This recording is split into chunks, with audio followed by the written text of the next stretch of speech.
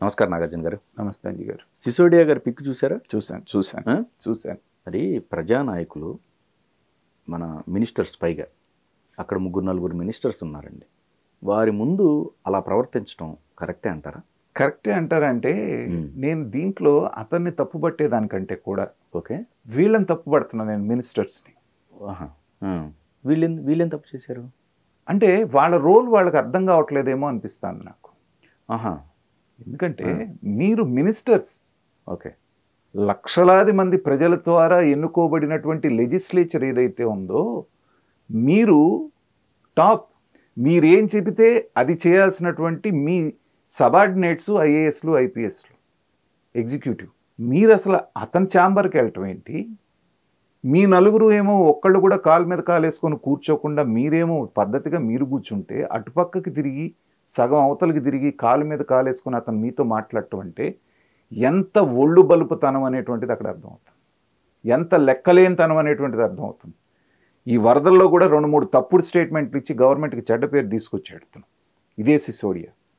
Revenue సెక్రటరీగా, chief secretary క్యాడర్లో ఉన్నటువంటి వ్యక్తి ఎలాంటి బాధ్యతాయుతమైనటువంటి ఇది చేయాలి అన్నప్పుడు, అక్కడ ఉన్నది ఎవరు? నారాయణ గారు, కన్సర్న్ మినిస్టర్, రెవెన్యూ మినిస్టర్ ఎవరైతే ఉన్నారో అనగానే సత్యప్రసాద్, హోమ్ మినిస్టరు అనిత గారు, ఇరిగేషన్ మినిస్టరు రామనాయుడు గారు ఉన్నారు. అవును, నలుగురు క్యాబినెట్ మినిస్టర్స్ అక్కడ కూర్చొని ఉన్నప్పుడు నువ్వు అలా కూర్చున్నావు అంటే ఇమ్మీడియట్గా దించు కాలని ఎందుకు అనలేదు వీళ్ళు? ఏంటా కూర్చోవడం అని ఎందుకు అడగలేదు? కాబట్టి వాళ్ళ ఐఏఎస్లు ఐపీఎస్లు ఇలా ఆడుతున్నారు. సరే, ఇప్పుడు ఇలా గవర్నమెంట్ వచ్చిందా వీళ్ళది? ఇప్పటికీ జగన్మోహన్ రెడ్డి గారు వాళ్ళ ప్రజలకు కూడా అదే అర్థం కావట్లేదు. ఇప్పటికీ అతను నడిపిస్తున్నాడేమో. ఇవాళ అక్కడ కూర్చున్న పిక్ నాకు అనిపించింది ఏంటంటే, మీరేంటయ్యా, మీకు నేను పనిచేసేది ఏంటి, మీరు చెప్తే నేను వినేదేంటి అన్న భావన కలిగిస్తోంది అక్కడ. అంటే కూటమి గెలవలు అయితే అది అంటే చూస్తే అలా అనిపిస్తుంది కదా. ఇది ఇప్పుడు బయటకు వచ్చింది సార్. అసలు ఇక్కడ ఈ 2 నెలలు మనం గతంలో కూడా చర్చించుకుంది అదే కదండి.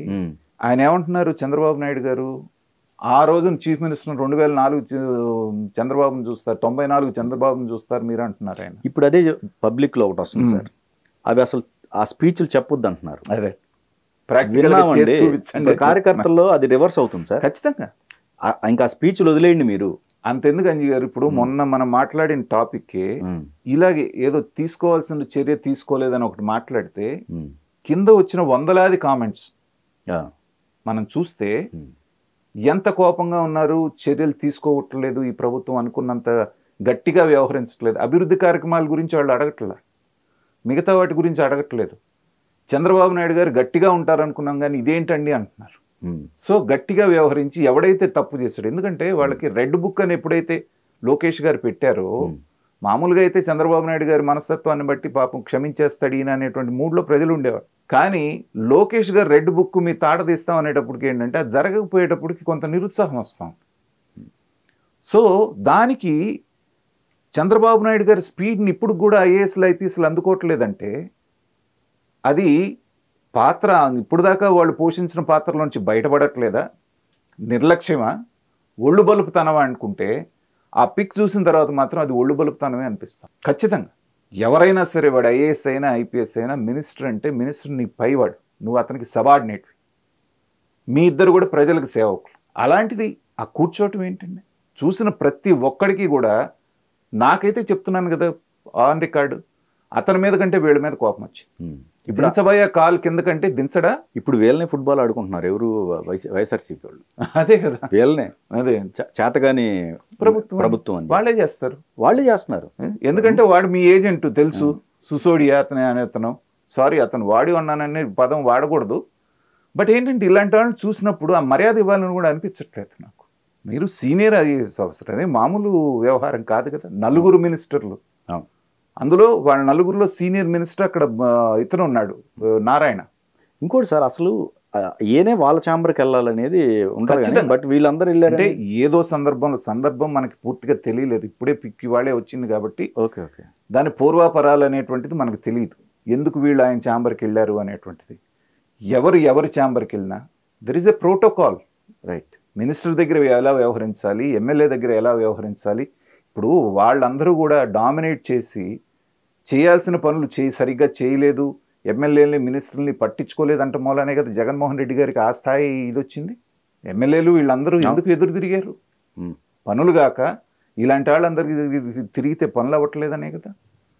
ఇప్పుడే గనక చంద్రబాబు నాయుడు గారు వీళ్ళందరినీ కంట్రోల్లో పెట్టి ఇలా ఎవడైనా కూడా అమర్యాదకరంగా ప్రవర్తిస్తే ఇలాంటి వాళ్ళ మీద 2-3 మీద కఠినమైన చర్యలు కనుక తీసుకోకపోతే చంద్రబాబు నాయుడు గారికి బెస్ట్ అడ్మినిస్ట్రేటర్ అన్నటువంటి పేరుకి మచ్చ వచ్చేటువంటి ప్రమాదం ఉంది. వీళ్ళ నలుగురిని కూడా ప్రెస్ వాళ్ళు ఈసారి కల్పించినప్పుడు అడగాలి, ఆయన అలా కూర్చుంటే మీరు ఎందుకు సార్ పట్టించుకోలేదు? ఇమ్మీడియట్గా లేదంటే సిఎస్ అయినా సరే అతనికి మెమో ఇవ్వాలి. సిఎస్ కనుక ఈ పిక్ చూస్తే పిలిపించి అతనికి మెమో ఇచ్చి దాని మీద సరైన సంజాయిషి తీసుకోవాల్సినటువంటి బాధ్యత ఉంది. అది గనక లేకపోతే ప్రతి వాళ్ళు ఎప్పుడైనా చరిత్రలో ఉందండి 14 మంది ఐపీఎస్ ఆఫీసర్లు పోస్టింగ్ లేకుండా డీజీపీ ఆఫీస్లో ఊరికే పొద్దునుంచి సాయంత్రం దాకా సంతకం పెట్టి కూర్చోవటం. ఇవాళ వచ్చింది ఆంధ్రప్రదేశ్గా ఆ దుస్థితి. 14 మంది ఐపీఎస్ ఆఫీసర్లు అలా ఖాళీగా కూర్చోవడం అంటే రాష్ట్రానికి ఎంత నష్టం? ఇంత దారుణంగా ఏందా అసలు ఏమవుతుంది సార్? అంటే నేను అనేది ఏంటంటే ఒక పాలకుడు దుర్మార్గుడైతే, పాలకుడు వ్యవస్థలో విషపూరితం చేస్తే దానిలో ఉన్నటువంటి భాగాలన్నీ కూడా క్యాన్సర్ వచ్చినట్టుగా కుళ్ళిపోవడానికి అవకాశం ఉంది. ఓకే. సో ఆ క్యాన్సర్ బీజాలు అనేటువంటి కణాలని వీళ్ళలో నింపి ఈ అడ్మినిస్ట్రేషన్లో ఒక సెక్షన్ని మొత్తాన్ని కూడా ఈ క్యాన్సర్ కణాలు పూర్తిగా తినేసినాయి. అంటే దారుణంగా చెప్పాలంటే ఇలాంటి భాష వాడాలి. ఆ క్యాన్సర్ని మీరు సర్జరీ చేసి ఒక్క క్యాన్సర్ కణం కూడా ఈ వ్యవస్థలో లేకుండా మీరు చేసినప్పుడు మాత్రమే ఇవాళ బృహత్తరమైనటువంటి బాధ్యత మీ మీద, అనేకమైనటువంటి భారాలు. ఒక పక్కన అమరావతి, దానికి కావాల్సిన ఫండ్స్, ఒక పక్కన పోలవరం, 2 కోట్ల ఉద్యోగాలు కల్పిస్తానని చెప్పేస్తున్నారు మీరు దాదాపు ఈ 5 సంవత్సరాల్లో. సో వాటికి సంబంధించినటువంటి 2 కోట్లు కదా, సారీ 20 లక్షల ఉద్యోగాలు ఏది 5 సంవత్సరాల్లో 20 లక్షల ఉద్యోగాలు కల్పిస్తా అన్నారు. ఓకే. ఈ 20 లక్షల ఉద్యోగాలు కల్పించాలంటే ఎంత శ్రమ చేయాలి? మీరు ఎన్ని ఇండస్ట్రీస్ తీసుకురావాలి? ఎంత ఉపాధి కల్పించాలి? ఈ క్యాన్సర్ పట్టేసినటువంటి ఈ వ్యవస్థతోటి, జగన్ అనేటువంటి క్యాన్సర్ వచ్చినటువంటి ఆ లక్షణాలు ఉన్నటువంటి ఈ వ్యవస్థలో, ఈ యంత్రాంగంతో ఇవన్నీ సాధించగలరా మీరు? అడుగడుగున ఆటంకాలే ఉంటాయి. కాబట్టి నిర్దాక్షిణ్యంగా క్యాన్సర్ ఒక భాగానికి వస్తే దాన్ని ఎలా అయితే ఖండించేస్తారో అలాంటి సర్జరీ చేస్తే మాత్రమే చంద్రబాబు నాయుడు గారు అనుకున్నటువంటి లక్ష్యాలను సాధించగలుగుతారు. లేకపోతే మీరు అన్న దాంట్లో సగం కూడా సాధించలేరు. వాళ్ళకి కావాల్సింది అదే. ఓకే. వాళ్ళకి కావాల్సింది మీరు ఫెయిల్ అవటమే. ఫెయిల్ అవటానికే ఇలాంటి వైరస్ని వాళ్ళు వ్యాపింపజేసి సిస్టంలో మీరు దాన్ని చికిత్స చేద్దామన్నా కానీ బిళ్ళలకిను ఇంజక్షన్లకి లొంగట్ల. కాబట్టి శస్త్రచికిత్స ఒక్కటి మాత్రమే దీనికి మార్గం. నిర్దాక్షిణ్యంగా అది చేయకపోతే మాత్రం చంద్రబాబు నాయుడు గారి ప్రతిష్టకే మచ్చొచ్చేటువంటి పరిస్థితి ఏర్పడుతోంది.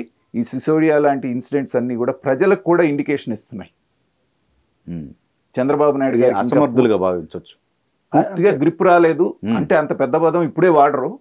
ఇలాంటివి ఇంకో 4 సందర్భాలు వచ్చినాయి అంటే ఖచ్చితంగా అదే మాట అంట. నెక్స్ట్ అదే మాట వస్తుంది.